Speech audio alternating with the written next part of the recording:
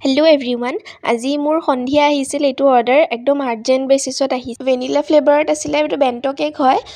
মই বেণ্ট' কেকটো 4 ইঞ্চৰ tin use কৰোঁ বেক কৰিবলৈ আৰু মই ইয়াতে টাৰ্ণ টেবুলতে বনাওঁ, তাৰপিছত তাৰ পৰা ট্ৰান্সফাৰ কৰি দিওঁ আৰু তেওঁলোকে ৰেফাৰেঞ্চ পিকচাৰ মই বনোৱা কেকৰে দিছিলে এইটো ডিজাইন আৰু এইটোৱে ৰিক্ৰিয়েট কৰিব দিছিলে।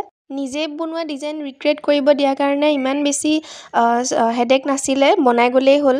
আৰু মই নতুন নতুন ডিজাইন ট্ৰাই কৰি ভাল পাওঁ, মানে একেটা ডিজাইনকে বাৰে বাৰে বনাই কিবা ভাল নালাগে। আৰু এই কেকটো একদম বেছিক ভেনিলা ফ্লেভাৰত আছিলে, মানে নৰ্মেলি মই ভেনিলা ফ্লেভাৰত কেক বনালে তাত হোৱাইট চকলেট ইউজ কৰোঁ, বাট এইটো একদম বেছিক ভেনিলা আছিলে।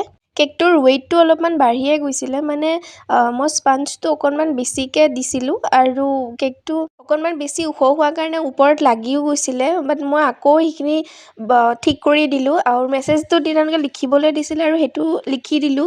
তেওঁলোকে মোৰ ফটোখনত পাৰ্পল কালাৰত আছিলে মেছেজটো, বাট মই ইয়াতে ৰেড কালাৰ ইউজ কৰিছিলোঁ লাভ লিখিব দিয়াৰ কাৰণে। আৰু ইয়াতে চিলভাৰ মেটালিক স্পেৰ দি দিলোঁ, অলপমান গল্ডেন চুগাৰ বল দি দিলোঁ। আপোনালোকৰ কেকটো কেনেকুৱা লাগিছে মোক জনাব। বাই।